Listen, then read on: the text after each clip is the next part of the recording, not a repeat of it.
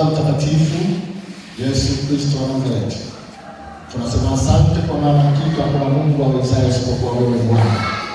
Baba, ni siku nyingine tena ambayo umepata kibali machoni pako, nasi kama watoto wako Mfalme Mtakatifu, kile ambacho tutakwenda kujifunza kitazaa matunda. Narudisha heshima na utukufu katika kiti cha enzi katika jina la Yesu Kristo wa Nazareti. Amen. Basi tutakwenda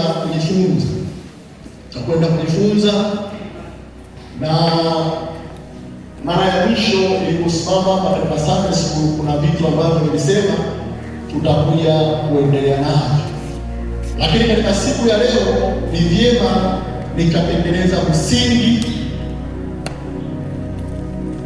pengine kwa wale ambao hawakuwepo wangefahamu kitu gani ambacho tulikuwa tunajifunza na tuliishia wapi. Lakini pia nimejifunza kwa namna ya kwenda na mambo haya taratibu. Na wakati tunaweza kupata kujifunza kwa haraka, lakini kumbe kuna baadhi ya vitu ambavyo huku nyuma tunaviacha, na hilo tunakuwa sehemu. Leo tunapokuwa tunafikia katika eneo fulani, basi wote kwa pamoja tuwe tunajua kile ambacho tumejifunza katika siku za nyuma. Kwa hiyo haina maana katikati yetu baadhi wakawa wanaelewa baadhi ya mambo, alafu baadhi wakawa hawaelewi baadhi ya mambo. Maana hapo sasa umoja katika imani unakuwa huko, umoja katika Kristo unakuwa huko.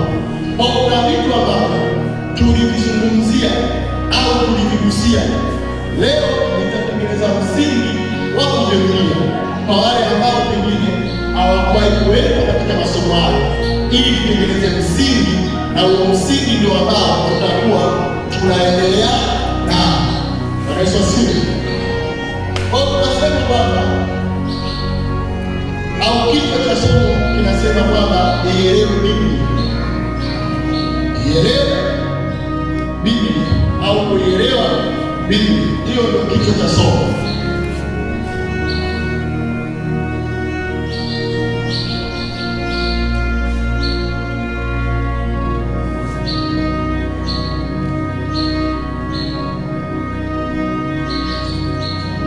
Nasema leo hii unaposema Biblia,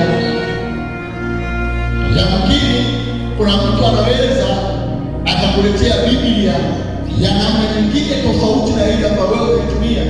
Sababu Biblia ambayo sisi tunatumia ina vitabu 66, lakini huko nje unaweza ukaletewa Biblia nyingine ambayo ina vitabu 73 au 75. Lakini sisi wa Pentekoste tunatumia Biblia yenye vitabu 66. Na tunasema nini maana ya Biblia? Biblia ni mkusanyiko wa vitabu. Maana yake si kitabu kimoja, ndani yake kuna mkusanyiko wa vitabu. Bwana Yesu asifiwe. Kwa hiyo unaposhika hii Biblia ambayo sisi tunaitumia, cha kwanza unachotakiwa kujua ina vitabu 66. Lakini cha pili unachotakiwa kujua, hii Biblia si kitabu kimoja, isipokuwa ni mkusanyiko wa vitabu ambavyo viko ndani ya hii Biblia. Na tunasema Biblia imegawanyika katika sehemu kuu mbili katika hii Biblia. Maana yake kuna Agano la Kale na kuna Agano Jipya. Bwana Yesu asifiwe. Sasa leo ninapokuwa ninatengeneza msingi, nitakuwa ninakwenda pia, tutakuwa tunaangalia maswali. Sababu baadhi tumejifunza, kwa nitategemea hao ndio ambao watakuwa wanasaidia kwa wale ambao tulikuwa tunajifunza. Sasa leo hii tunafahamu kwamba ni kweli kuna Agano la Kale katika Biblia na kuna Agano Jipya katika Biblia. Lakini niulize swali, je, Agano Jipya limeanzia wapi? Hilo ndio swali langu la kwanza. Na leo tutaenda kwa mtindo wa maswali. Unaposikia Agano Jipya, maana yake ni nini? Na kwenye Biblia Agano Jipya limeanzia wapi? Ni vyema kufahamu kwamba je, Agano Jipya ni nini na limeanzia wapi? Agano la Kale ni nini na limeanzia wapi? Alafu tutakuwa tunakwenda tunatiririka na msingi msingi ambao nitautengeneza sasa hivi itapendeza sana. Hivi vitu sasa tukianza kufanyaje? Tukianza kwenda navyo vizuri, yaani kwa maana sio kesho na kesho kutwa tunakuja kujifunza tena, tunakuja kujifunza tena, tunakuja kujifunza tena. Na ndio maana mtumishi nisomea kwanza aliko ili uone, nisomee Timotheo wa pili 2:7. Kuna kitu ambacho Paulo anakizungumza, tukikisoma hivyo alafu tutaangalia sasa nini maana ya Agano Jipya na nilianzia wapi, huku tukiwa tunatembea.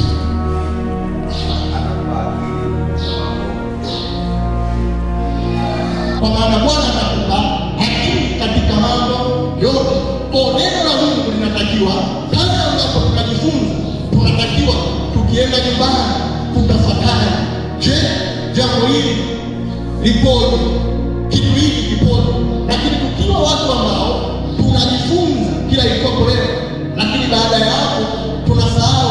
Biblia inasema ni sawasawa na mtu ambaye anajiangalia kwenye kioo, akimaliza kujiangalia na akiondoka, baada ya dakika chache amekwisha kusahau alikuwaje, anarudi tena.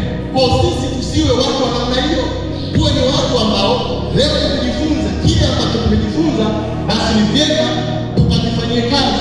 Na ndio maana katika waraka huu wa Timotheo 2:7 Paulo anamwambia, nimekuandikia Timotheo mambo mengi, na katika mambo hayo huwa unapata nafasi ya kuyatafakari, ya kufahamu, ya kujua yale ambayo nimekwambia, na kwa kadri utakapokuwa unatafakari ndipo Bwana atakapokupa akili katika mambo yote ambayo nimekwambia. Na miongoni mwa mambo ambayo Paulo alikuwa anamwambia Timotheo, anamwambia hata askari, anasema sisi tumekuwa ni maaskari katika Kristo. Anasema hata askari anapoenda vitani ajishughulishi na shughuli za kidunia ili ampendeze yeye aliyemweka katika uaskari huo. Maanake atakapokwenda vitani na akitaka shinda ile vita, ni lazima juhudi zake, akili yake, nguvu zake azielekeze katika vita, na si mtu ambaye atakuwa vitani lakini anataka kujishughulisha na shughuli nyingi za Mungu. Bwana Yesu asifiwe. Bwana Yesu asifiwe. Kwa sasa tukasema kama Biblia ina vitabu 66 na ndani yake kuna Agano la Kale na kuna Agano Jipya, maana yake sasa katika Agano la Kale kuna vitabu vingapi? 39 na Biblia 27. Kwa hiyo kumbe uwezekano wa kusoma Biblia na kuimaliza upo. Kwa nini? Kwa sababu vitabu vinafahamika 39 kwa 27, na tunasema katika Agano la Kale hivyo vitabu vimegawanyika katika makundi 4 au 5. Swali letu tutakuja kujibu, lakini tunatiririka. Tukasema katika Agano la Kale kuna vitabu vya sheria, hilo ndio kundi la kwanza, ambao vitabu hivi ni vitabu vya Musa. Lakini katika Agano la Kale kuna vitabu vya historia. Je, Mungu alianza nani? Ikawaje mpaka sisi tukaja kupata wokovu? Kwa utakaposoma utaona, kwa mfano katika vitabu hivyo vya sheria, kitabu cha Mwanzo ndio kitabu ambacho mtumishi wa Mungu Musa alifunuliwa mambo yote. Kwa kitaka kujua mwanzo wa ulimwengu, kitaka kujua mwanzo wa wanadamu, kitaka kujua mwanzo wa dhambi, kitaka kujua mwanzo wa mtu kujenga madhabahu, ukitaka kujua mwanzo wa sadaka, ukitaka kujua mwanzo wa lugha, maanake ni lazima urudi katika kitabu cha Mwanzo. Kwa hiyo vizuri unapokuwa nyumbani, kuna baadhi ya maswali ambayo pengine unajiuliza na ukachukua Biblia yako ukasoma, na kuna sehemu ambayo pengine unakuwa hujaelewa, unakuja unasema mahali hapa na hapa na hapa sijaelewa. Bwana Yesu asifiwe. Lakini kuna vitabu vya mashairi, Zaburi, Mithali, lakini kuna vitabu vya manabii. Na tukasema manabii wametofautiana, kuna manabii wakubwa na manabii wadogo. Na hapo kuna swali, je, kwa nini wakina Isaya, wakina Yeremia, wakina Ezekieli na Daniel walikuwa ni manabii wakubwa, na wakina Hosea, wakina Yoeli, wakina Mika walikuwa ni manabii wadogo? Je, hawa walionekana wana cheo au ni kwa nini hao wanaitwa manabii wakubwa na hao wakina Hosea, wakina Obadia, wakina Zekaria, wakina Mika, wakina Habakuki wanaitwa manabii wadogo? Tunatakiwa kujibu maswali haya ili mtu unapoikamata Biblia yako unajua umekamata kitu ambacho ndani yake kina nini. Lakini pia tulielezea kwamba Biblia hizi ambazo sisi tunatumia ni baada ya translation ya lugha, ni baada ya kutafsiriwa. Lakini Biblia haikuwa katika lugha hizi ambazo pengine leo hii baada ya kufasiriwa. Lakini Agano la Kale tunasema liliandikwa kwa nini? Kiebrania. Lakini Agano Jipya liliandikwa Kigiriki. Kwa hiyo hizi ndizo zilikuwa lugha mama zilizotumika kuandika Biblia. Lakini baadaye, kwa kuwa Biblia hii mkusanyiko wa vitabu ulitakiwa kuwafikia watu wengi, ndio wakafasiri katika lugha tofauti tofauti. Lakini ukirudi katika lugha mama, yamkini unaweza ukapata maana ya kitu ambacho kinakusumbua katika upana wake, haina maana huku, maana si sahihi. Lakini ukirudi katika lugha yenyewe, maana yake kitu hiko unaweza ukakipata kwa mapana. Bwana Yesu asifiwe. Bwana Yesu asifiwe sana. Lakini tukasema kwamba hii Biblia ambayo tunaisoma, je, ni maandiko tu ya mwanadamu? Maana leo hii uko nje kuna watu wanaweza kuipindua imani yako, wakwambia si watu tu wameandika, si wazungu tu wameandika. Lakini je, hilo ni neno sawasawa na mujibu wa maandiko au ni kitu ambacho yeye mwenyewe mtu anakizungumza? Mwalimu, nisomee Timotheo wa pili 3:16.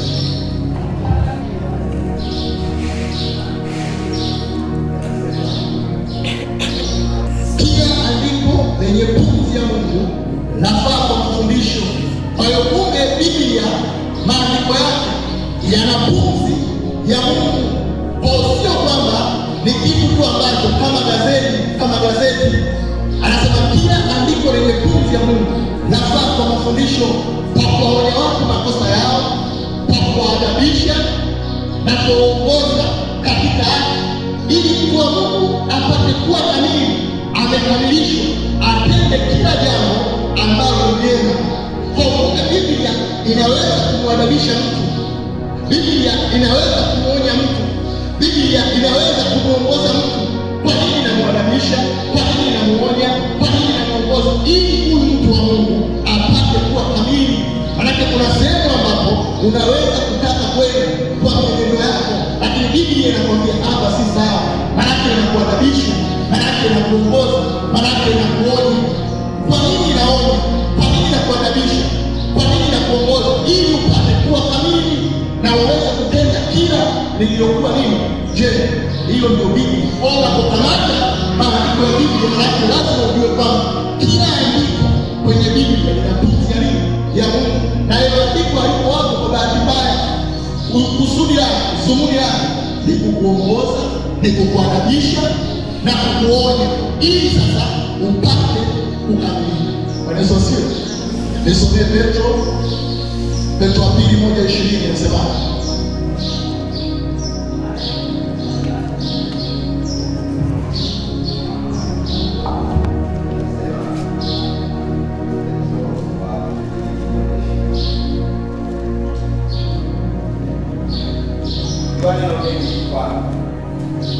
kwamba kuna unabii katika maandiko wanaofasiriwa kama manabii fulani. Ana unabii. Tukijua neno hili, hakuna unabii katika maandiko upatao kufasiriwa kama apendavyo mtu fulani. Lakini wote walionena, wote walioandika, wote waliotabiri waliandika mambo yaliyotoka kwa Mungu wakiongozwa na Roho Mtakatifu. Kwa unapoikamata Biblia, asije mtu akakwambia ni maneno ya wazungu, asije mtu akakwambia ni maneno ya watu. Maana huko nje zipo imani za namna tofauti tofauti, na kila imani ina namna yake ya kuelezea vitabu vyao, ina namna yake kuelezea maandiko yao, lakini maandiko yetu sisi katika hiyo Petro wa pili 1:20 nasema mpate kujua neno hili, hakuna unabii katika maandiko uliopasa kufasiriwa au uliotolewa kama apendavyo mtu fulani. Yaani mtu akalala akajisikia akasema leo Mungu amesema 1, 2, 3, lakini wote walionena, wote walioandika waliandika mambo yaliyotoka kwa Mungu kwa namna gani? Wakiongozwa na Roho Mtakatifu. Bwana Yesu asifiwe. Kwa Mungu alimtumia Roho wake kupitia manabii watabiri, wazungumze, waone. Kwa hata Musa hakuwepo kipindi ambacho Biblia inasema hivi, Mwanzo 1:1, hapo mwanzo Mungu aliumba mbingu na nchi. Lakini mwanadamu tunakuja kumwona Adamu anakuja kuumbwa siku ya 6. Je, Musa ni kizazi baada ya miaka mingi kupita? Alikuwaje hapo mwanzo Mungu aliumba mbingu na nchi? Unajua Musa alijua hayo kwa nini? Kwa sababu Roho wa Mungu alimfunulia kwamba kabla ya kitu chochote, maana dunia ilikuwa hivi na Mungu alifanya hivi na ikawa hivi na ikawa hivi. Bwana Yesu asifiwe. Na si kipindi hicho, hata leo hii ukisoma rafiki ya Mose 3:7 kitu kama hicho inasema hakuna, anasema Bwana Mungu atafanya jambo lolote bila kuwafunulia manabii wake siri. Bwana Yesu asifiwe.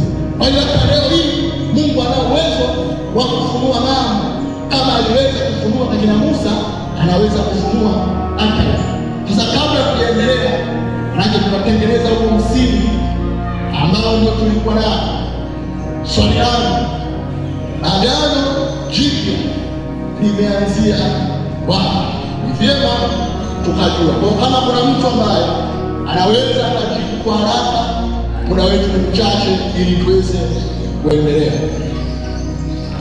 Yesu anapoanza kupata mateso, kusuliwa, kufa,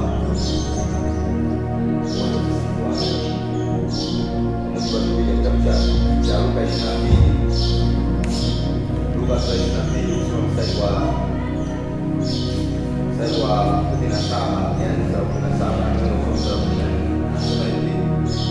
akapokea kikombe, akashukuru, akasema, twaeni hiki mgawane ninyi kwa ninyi, maana nawaambia ya kwamba tangu sasa sini mazao ya mzabibu hata ufalme wa Mungu utakapokuja.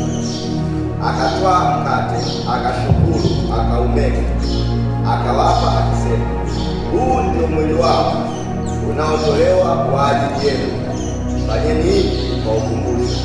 Kikombe nacho vivyo hivyo baada ya kula, akisema, kikombe hiki ni agano jipya katika damu yangu inayomwagika kwa ajili yenu. Kristo kwa maana ya Yesu alipoanza kupata mateso, lakini hatima yake akauawa. Itilisi kwamba agano jipya linaanza pale ambapo Yesu alikufa na akafufuka. Hapo ndipo kuna agano jipya. Kwa nini muhimu kujua? Kwa sababu wengi wetu tunaamini ya kwamba unapoanza pale Mathayo ya kuandikwa Mathayo kwa kama ni agano jipya ndio tunajua leo ni agano jipya, lakini imeandikwa agano jipya kwa sababu ndani ya hiyo Mathayo kuna agano jipya. Kwa hiyo wewe unatakiwa kujua agano jipya limeanza wapi, sehemu ambayo ilikuwa si sahihi. Sisi unapofunua kwamba Mathayo ndio unasema hii ni agano jipya. Kwa mtumishi amejibu vyema. Tuangalie na andiko jingine ambalo litathibitisha kile ambacho tunazungumza. Funua Waebrania 9.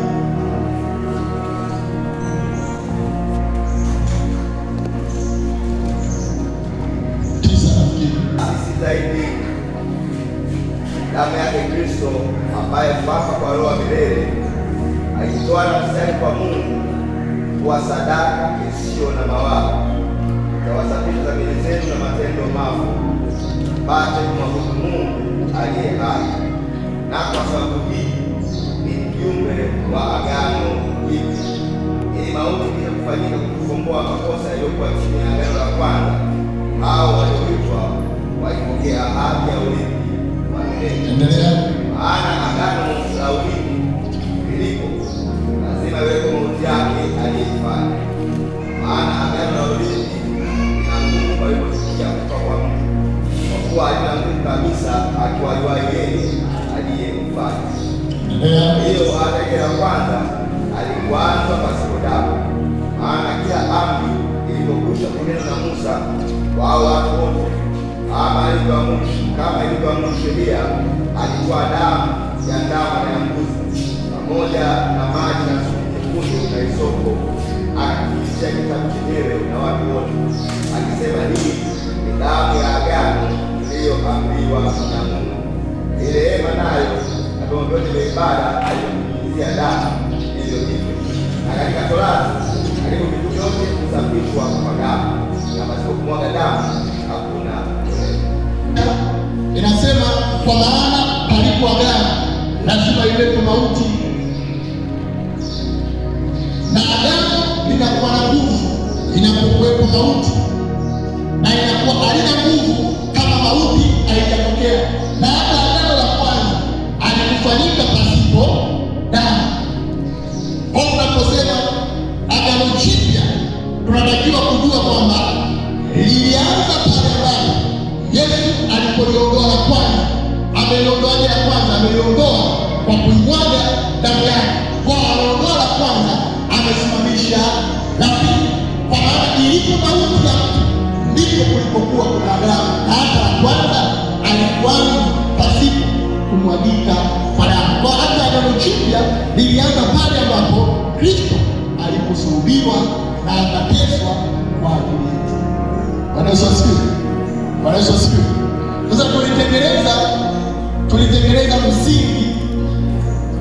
tulitengeneza msingi wa somo au wa masomo ambayo tukasema tutatiririka nayo, na kuna baadhi ambayo niligusa na nikasema tutakuja kuendelea na mengine. Ni vyema nimeonyesha yapi ambayo tuligusa na je, tuliyaelewa kwa namna ipi, ili sasa wakati mwingine tuendelee na mengine, na tunapokuwa tunaendelea tunajua tunaendelea nayo kutoka katika eneo lipi. Bwana Yesu asifiwe. Kwa msingi wa somo la kuielewa Biblia ambao tulikuwa tumeenda nao, tulitengeneza kutoka katika Mathayo 22:25 ambao maandiko yanasema, utasoma tukimizane na muda, ambao maandiko yanasema Masadukayo, watu wasioamini kwamba kuna ufufuo, wakamfuata Yesu, wakamuuliza wakasema, ikiwa wewe Yesu unafundisha kuhusiana na ufufuo wa wafu, kwamba mwanadamu akifa siku moja, aliyekufa katika Kristo siku moja atafufuliwa na ataishi tena, lakini unaposikia Masadukayo maana yake watu wenye imani, lakini imani yao imejengwa juu ya kutokuamini kwamba mtu akifa ana uwezo wa kuja kuishi tena. Masadukayo walikuwa wanatofautiana na Mafarisayo. Sasa hao ni Masadukayo. Kwa walipokuwa wakimsikia Kristo anasema, mimi ndio huo ufufuo na uzima, na ukisoma Yohana sura ya 11, Yesu baada ya kumfufua Lazaro anatangaza anasema, mimi ndio huo ufufuo na uzima. Kwa Masadukayo wanaposikia mambo kama yale wanasema, inawezekanaje mtu akafa alafu akaja kuishi tena? Jambo hili haliwezekani. Sasa kama linawezekana, sisi tuna swali ambalo tunataka tumuulize Yesu. Wakasema katika Torati ya Musa alituamuru kwamba mwanaume akifa kabla ya mke wake uzaa, imempasa ndugu wa yule mwanamume kuja kumtwaa huyu mwanamke ili ampatie uzao. Na habari hizo zinaonekana hata kwa Tamari. Ukisoma kitabu cha Mwanzo utaona watoto wa Yuda na Tamari. Baada ya watoto wa Yuda kumuoa Tamari, walipofariki, maana ndugu yake akaja akamchukua nani? Tamari, lakini na yeye akakataa kumpa uzao Tamari. Maandiko yanaendelea, baadaye huyo Tamari akaja akajigeuza kama mwanamke kahaba, akatembea na nani? Akatembea na Yuda. Kwa nini? Kwa sababu aliona ni haki yake kwamba ndugu yako alikufa, akaja mwingine akanitwaa akunipatia uzao, na wewe Yuda ukaniahidi kwamba nitakupa huyu ndugu yake akikua, lakini alipokuwa akaacha kumpa. Kwa nini? Kwa sababu ameshapoteza ndugu wawili kwa huyo mwanamke. Kwa akahisi kana kwamba huyu mwanamke ana shida.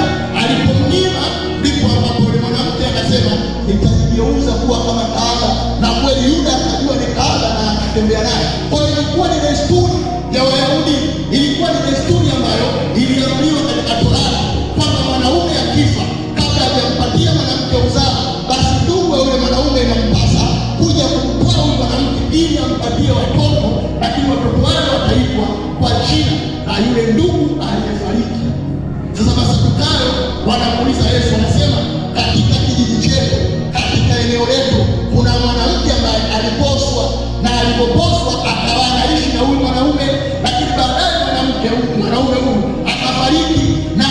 akafariki, ndugu yake kama desturi ya Musa au kama torati ya Mungu akaja akamtwaa, lakini alipomtwaa na yeye akafa.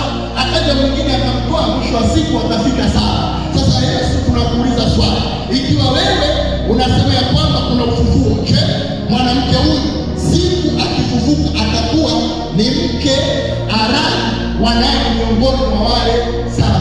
Hapo ndipo ambapo tulitengeneza msingi wa masomo yetu. Kwa nini? Kwa sababu Yesu akajibu akasema, mwapotea kwa kuwa hamyajui maandiko wala uweza wa Mungu. Maana katika ufufuo, maana katika kiama hakuna kuoa wala kuolewa, bali sote hubadilika na kuwa kama malaika. Na kwa habari ya wazi, akusoma katika sura ya kijiti, akusoma katika habari za Musa, kwa maana Mungu alimtokea Musa, na alipomtokea Musa akajitambulisha akasema, mimi ni Mungu wa Ibrahimu, mimi ni Mungu wa Isaka, mimi ni Mungu wa Yakobo. Kwa maana Mungu si Mungu wa watu, bali ni Mungu wa walio hai. Kwa nini? Kwa sababu kipindi ambacho Mungu anamtokea Musa na anajitambulisha yeye ni Mungu wa Ibrahimu, ni Mungu wa Isaka, ni Mungu wa Yakobo, manake Ibrahimu, Isaka na Yakobo katika mwili walishakuwa wamekufa, lakini kwa nini Mungu anawataja? Maanake katika roho wanaishi. Kwa nini leo hii mnaamini kwamba Masadukayo mtu akifa hawezi kurudi, lakini kumbe huyo aliyekufa katika Kristo anaishi. Bwana anaporudi haina maana ametoka katika wafu, lakini alikuwa bado anaishi. Kwa nini? Kwa sababu katika Kristo hakuna nini? Hakuna mauti. Bwana Yesu asifiwe. Maana yake ni kama tu tunaama address, unatoka ulimwengu unaingia katika ulimwengu mwingine. Na ndio maana Yesu alishawahi kutoa mfano wa tajiri Lazaro na Ibrahimu. Anawaelezea, anasema yule maskini akaenda kukaa katika kifua cha Ibrahimu, lakini yule tajiri akaenda sehemu ambapo kuna mateso, maanake kuna maisha yanaendelea baada ya haya. Na hayo ndio ambayo tunajifunza, ili siku moja ukiondoka katika mwili huu, basi uwe hauna nini? Hauna shaka, hauna wasiwasi. Kwa nini? Ulikufa katika Kristo. Bwana Yesu asifiwe. Kwa pointi hizi mbili ambazo ndio zikatengeneza msingi wa masomo yetu, kwamba mnapotea kwa kuwa hamyajui maandiko wala uwezo wa Mungu. Kwa nini? Kwa sababu kama Masadukayo nini, mngekuwa mnayajua maandiko, mngeshajua kwamba Mungu si Mungu wa wafu.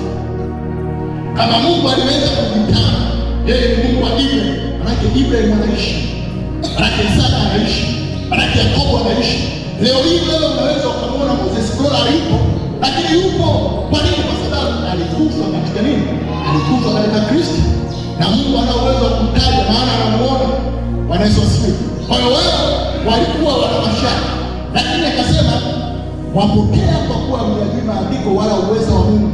Unajua kipengele cha ufufuo tutakuja kukisoma. Kipengele cha ufufuo ndio sehemu pekee kinachoonyesha nguvu za Mungu.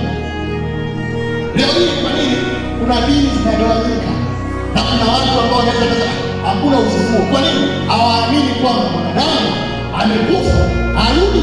Na maana Paulo katika Wakorintho anasema, ewe mpumbavu, unasema huyo mtu atarudi kwa mwili gani? Akatoa mfano akasema, je, mbegu ukiipanda inarudi kwa mwili gani?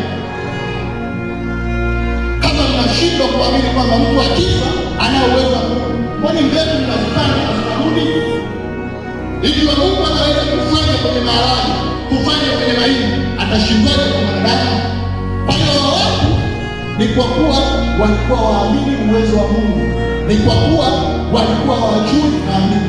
Kwa hiyo tukasema hivi, kumbe kuyajua maandiko na kuamini kwamba Mungu anaweza kufanya, hapo ndipo sehemu ambapo tutajifunza, na ndipo imani yetu itakuwa, na ndipo tutakuwa tuna uhakika kwa yale ambayo tunayaishi au kwa yale ambayo tunajifunza.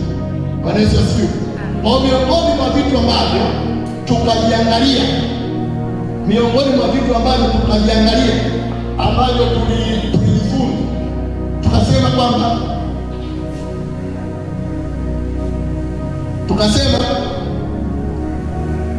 Yesu ni nguvu ya Mungu.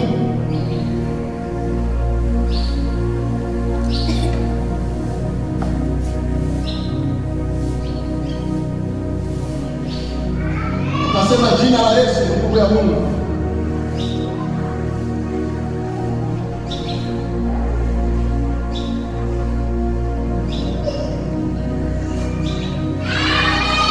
Tunasema Injili ni nguvu ya Mungu.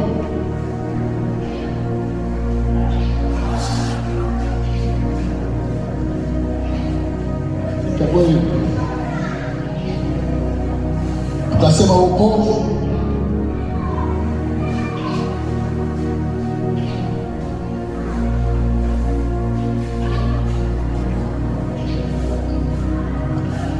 tukasema iko nguvu ya Mungu kupitia kuhubiri.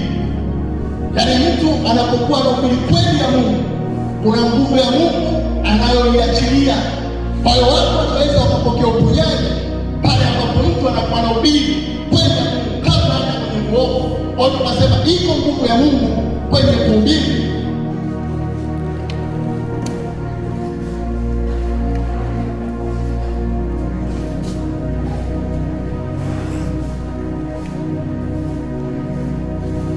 Tukasema Roho Mtakatifu ni nguvu ya Mungu.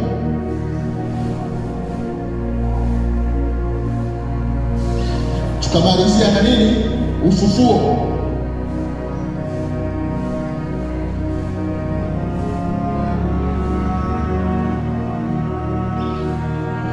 Sasa katika vipengele hivi ambavyo tulivigusa, ambavyo pia tutajaribu kuangalia kama tulielewa katika vipengele hivi, kitu ambacho tuligusa, tulijifunza katika sehemu tu hizi mbili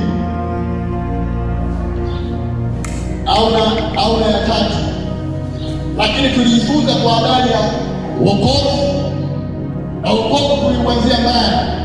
Maana kichwa chake cha somo tukasema mpango wa Mungu kumwokoa mwanadamu, na ndani ya wokovu tuliangalia mambo mengi sana, na baadaye nafikiri tulianza na Injili, kwa sababu Warumi, nisomee Warumi 1:16.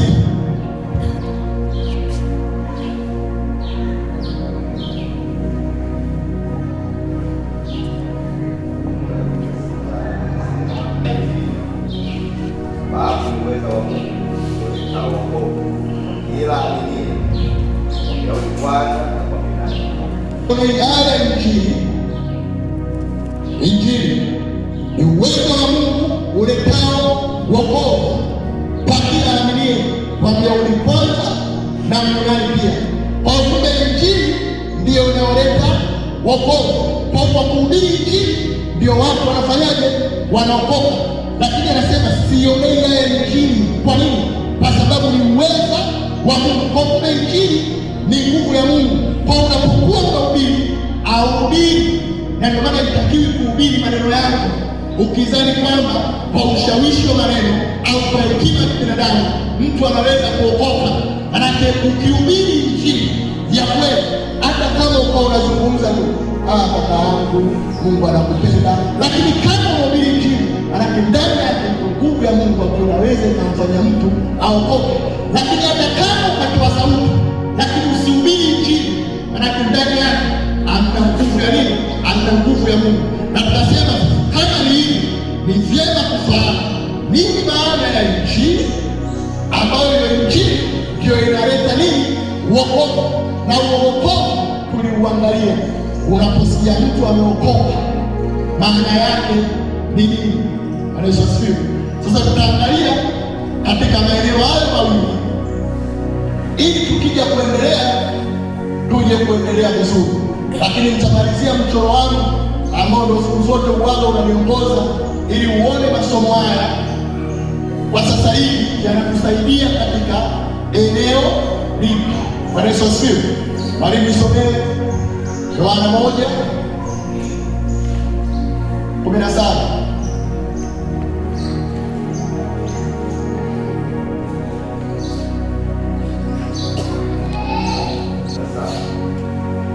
Kwa Torati ilitolewa kwa mkono wa Musa, neema na kweli ya kwa mkono wa Yesu. Zilitolewa kwa Torati, ilitolewa na Musa, kwa kuwa Torati ilitolewa na mkono wa Musa, lakini neema na kweli zilikuja na Yesu Kristo. Lakini hapa kuna maunganiko ya vitu viwili, na tunajua kabisa kwamba Torati, sheria, ndiyo iliyotumika kuongoza Agano la Kale lote. Kwa Agano la Kale liliongozwa kwa Torati, kwa utaratibu wa sheria, kwa utaratibu wa Torati, lakini neema na kweli zilikuja na Yesu Kristo. Bwana Yesu asifiwe. Kwa sasa tunasema, tukachora mchoro ambayo tunasema kuielewa Biblia.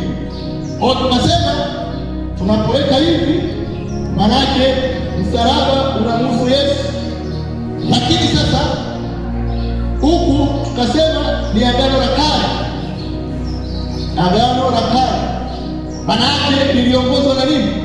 Liliongozwa na sheria ambayo Musa ndio muasisi wake. Lakini Agano Jipya maana yake ni Yesu, ambaye tumeelewa nini maana Agano Jipya. Manake katika mauti yake ndipo Agano Jipya lilipoanza, na Agano Jipya ni msingi ambao ulikuja na nini? Neema na kweli. Kwa kanisa lipo hapa, hii ni sheria ambayo ilitolewa kwa mkono wa Musa, lakini neema na kweli zilikuja na Yesu Kristo. Sasa baada ya hapa tukasema kinachofuata ni nini? Tunategemea unyakuo. Lakini baada ya unyakuo, baada ya kanisa kuchukuliwa, maanake hapa tunategemea kuna kitu kinaitwa nini? Ziki kuu, ambayo ni miaka mingapi? Miaka 7 kwa ujumla, isipokuwa imegawanyika 3.5, 3.5. Na baada ya hapo tukasema kuna kurudi kwa mara ya pili kwa Yesu,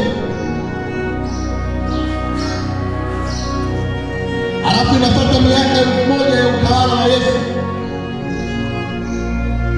na baada ya hii ndio mwisho wa mambo yote. Bwana Yesu asifiwe. Unapoikamata Biblia, maanake Biblia ina vipindi hivyo. Biblia ina kipindi cha sheria, lakini kama sheria ilikuja kwa mkono wa Musa, vipi kuhusiana na watu walioishi kabla ya Musa? Bwana Yesu asifiwe. Tunaweza kuacha swali kwamba Musa sio mtu wa kwanza. Ni kweli Agano Jipya liliongozwa na Musa, lakini kuna watu walioishi kabla ya Musa. Kuna wakina Ibrahim, kuna wakina Enoki, kuna wakina Nuhu. Wao hawakuwa katika sheria kwa maana zile ambazo tunazifahamu. Kuna amri 10, kuna sheria za maadili, kuna sheria za sadaka na mambo mengine. Bwana Yesu asifiwe. Lakini hiki ni kipindi ambacho watu walipitia, lakini baada ya kipindi hiki kikaja kipindi ambacho ni nini? Kikaja kipindi cha neema na kweli, na ndio sisi tuko katika neema na kweli. Lakini baada ya kipindi hiki kupita, maana yake sasa watakatifu watafanyaje? Watanyakuliwa au watachukuliwa. Takuja kipindi cha unyakuo. Baada ya kipindi cha unyakuo, manake dunia itapita katika ziki kuu. Manake hapa tutakiwa pia kuja kujifunza habari za unyakuo. Ni watu wenye sifa zipi ambazo watanyakuliwa? Ni watu wenye sifa zipi ambazo watabaki? Na je, ukibaki ni tukio gani ambalo litatokea? Ni mambo gani yatakayoendelea baada ya unyakuo, na yataendelea kwa muda gani? Na hayo mambo yakiisha, ni kitu gani ambacho kinafuata? Kwa kurudi kwa pili kwa Yesu, ambapo kunaambatana na nini? Kunaambatana vita ya Armageddon. Manake Yesu atashuka kuja kupigana vita, maana miaka 3.5 ya mwisho kutakuwa kuna nini? Kutakuwa kuna machafuko, na baada ya hapo maanake kutakuwa kuna miaka 1000 ya utawala, na baadaye sasa ndipo ambapo mji mpya na mbingu mpya itashuka, na kila kitu kitakuwa kimefanyaje? Kimekwisha. Kwa sasa hivi tunatakiwa kujua tupo wakati gani. Kwa tukasema sasa, kama hivi ni vipindi vya sheria, kipindi cha neema na mambo mengine yanaendelea, leo hii kuna imani zinapinduliwa au unaweza ukapinduliwa kulingana na dini tofauti ambazo zinaamini kwenye mambo kadha wa kadha. Leo hii tunaweza kusema sipo chini ya sheria. Maandiko yanasema hivyo. lakini je, unaielewa? Unaelewa kwa nini uko chini ya sheria? Unaelewa kwa nini sheria ilikuja? Unaelewa sheria ni zipi? Unaelewa kwa nini Kristo alikuja? Kwa nini? Kwa sababu kuna baadhi ya imani leo hii still bado zinaamini katika sheria. Wanakwambia kwa nini ushike siku ya Sabato? Kwa nini unakula nguruwe? Kwa nini kitu na hiki na hiki ukushike? Lakini je, kwa mujibu wa maandiko kweli still bado tuko chini ya hayo mambo au hatuko chini ya hayo mambo? Na je, yaliisha kwa namna ipi? Bwana Yesu asifiwe. Kwa hiyo tukajifunza sheria ni nini na inaishaishaje na ilisaidia kwa namna gani, neema ni nini. Bwana Yesu asifiwe. Kwa hiyo tukaja baadaye tukasema haya masomo yote ambayo yanahusiana sijui labda Yesu ni nguvu ya Mungu, jina la Yesu, Injili, wokovu, unaona bwana, kuhubiri, Roho Mtakatifu, ufufuo. Maanake tukasema masomo yote yanatakiwa kumsaidia muamini, mtu aliyeokoka kabla ya nini? Ya unyakuo. Kwa masomo ambayo leo tunajifunza kwa asilimia kubwa ni kutaka kumsaidia mwanadamu asije akakosa jambo la nini? Jambo la unyakuo. Bwana Yesu asifiwe. Kwa hiyo mhubiri anasimama anahubiri kuhusiana na upendo, maana yake anataka kusaidie wewe usije ukakosa hapa. Ukiona mhubiri anafundisha kuhusiana na uaminifu, maana yake usije ukakosa hapa. Ukiona mhubiri anafundisha kuhusiana na habari za kuongozwa na Roho Mtakatifu, maana yake anakusaidia hapa. Kwa masomo yoyote kwa asilimia kubwa, maana yake mwisho wake ni hapa. Sababu hata huyo Roho kwa mujibu wa Wathesalonike inasema ataondolewa. Yeye ndiye anayezuia kwamba mpinga Kristo asije, yuko azuiaye, lakini atakapoondolewa ndipo yule mwana wa kwanza atakapojidhihirisha. Kwa Roho Mtakatifu sasa hivi anawasaidia watu kuelewa, anawakongoza watu, anawahudumia watu, anawasamehe watu, anawatia watu moyo, anawatia watu nguvu, nia na mazuri wasije wakakosa unyakuo. Lakini akishaondoka, maana yake wewe umemkataa Kristo, kukubali kuwa Bwana na Mwokozi wako katika mauti yake ili wewe upate wokovu. Maana yake hapo unatakiwa wewe kujiokoa. Maana yake umesema mimi ninajiweza kujiokoa kwa damu yangu mwenyewe. Unaikataa mauti ya Yesu Kristo. Bwana Yesu asifiwe. Lakini leo hii ukiweka imani kwa Yesu, maana yake wewe unaokolewa kwa nini? Kwa neema. Waliosomewa Efeso, kwa Efeso 2:8-10.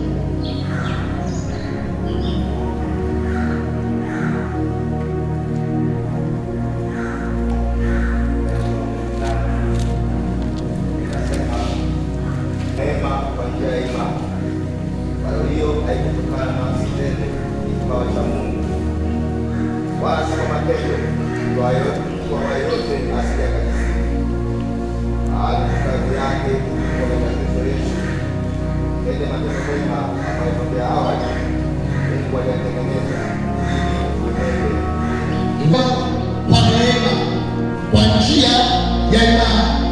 Wokovu ni neema ambayo kutokana na nafsi zenu.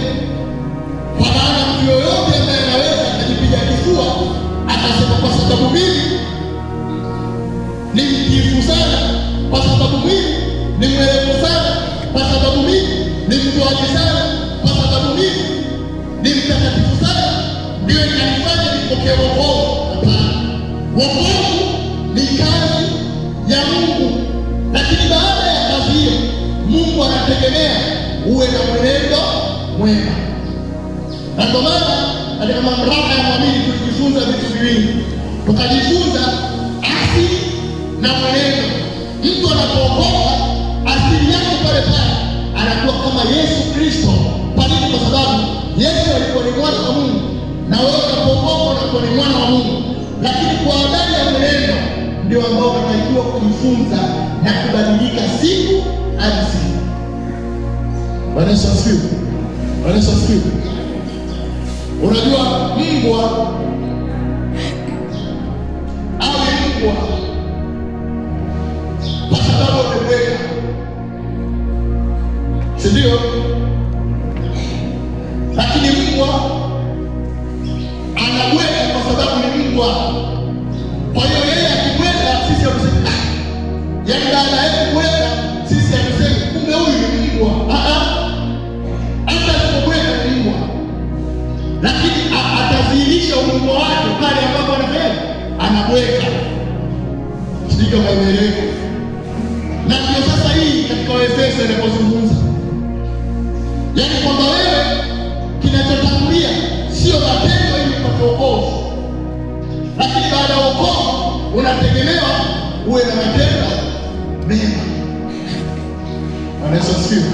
Hebu hiyo tuweke vizuri katika nisome Tito 3. Na kipi kinafuata? Tito 3 hapo mistari ya mwanzoni tu.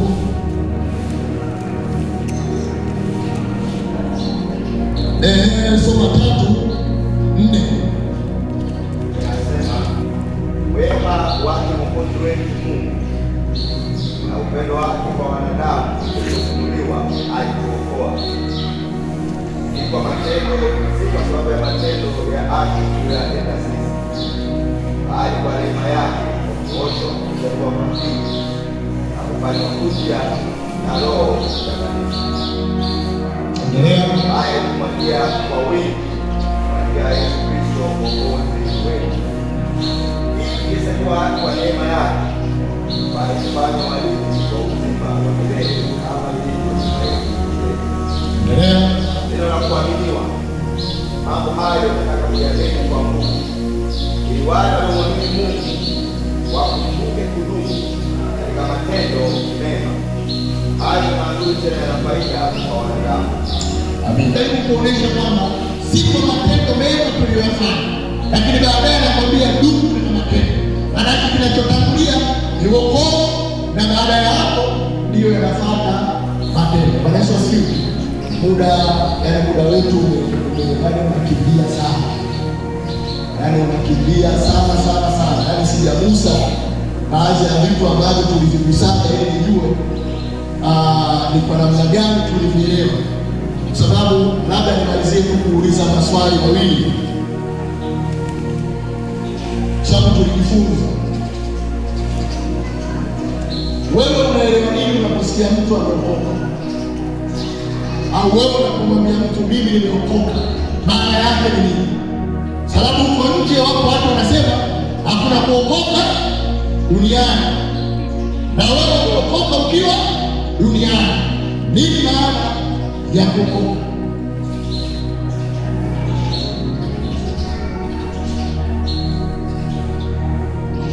Tulijifunza sana hiyo, lakini leo nikiuliza pia nini maana ya Injili, maana tulijifunza sana.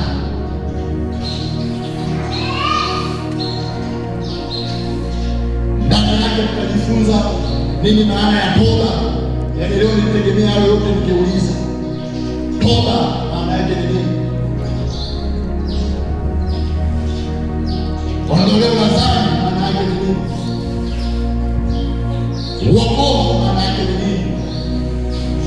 Dhambi maana yake ni nini? Injili maana yake ni nini? Sasa kabla ya hayo, wokovu maana yake ni nini? Mwalimu Kamgisha tusaidie, maana sasa watu wamegoma kuzungumza. Anasema Warumi 10:9, anasema wokovu maana yake ni kukiri kwa kinywa, kukiri ya kwa Yesu ni Bwana, na moyoni mwako ukiamini ya kuwa Mungu alimfufua katika wafu, utaokoka. Sasa hii maana ya wokovu, au hii ni kwa jinsi gani mtu anapata wokovu? Ambavyo tunapata wokovu kwa kumwamini Yesu Kristo kuwa ni Bwana na Mwokozi wa maisha yetu, lakini ule upata ambao ndio wokovu ni nini?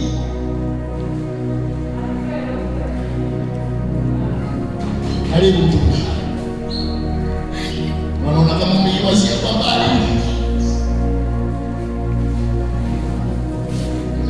Pointi hizi kwa kumalizia, ambazo nilizifundisha kwa upanga sana, lakini tunaposema mtu ameokoka, hiyo tunaizungumza ni kwa jinsi gani mtu anapata wokovu.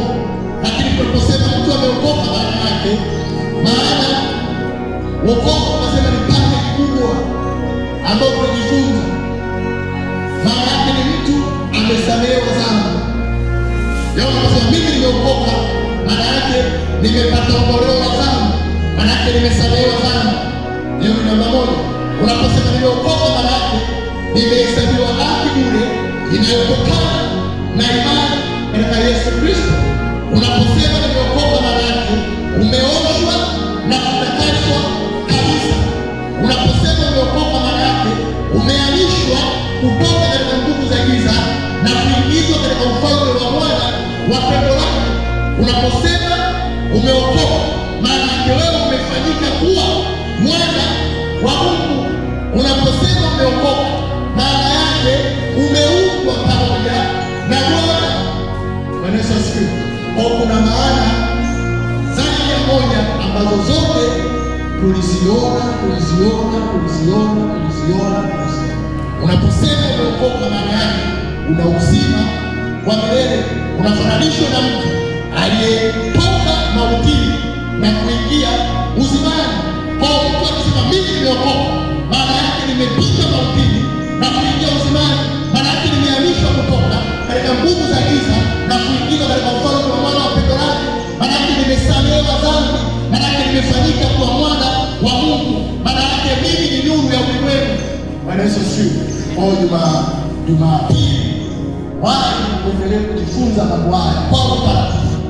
Kwa pengine leo nimeenda kwa haraka kwa sababu nilikuwa najaribu kupitia, lakini pia Jumapili tutaangalia ipo haja ya mimi kurudia mambo haya, sababu hata injili tunatakiwa tujue. Watu wanasema leo tumehubiriwa injili kwa moto, leo tumeenda mtaani tumepiga injili. Je, mara zote tunapoenda mtaani au tunaposikia injili inakuwa ni injili kwa mujibu wa maandiko au mtu anaweka namna gani? Bwana Yesu asifiwe. Bwana Yesu asifiwe.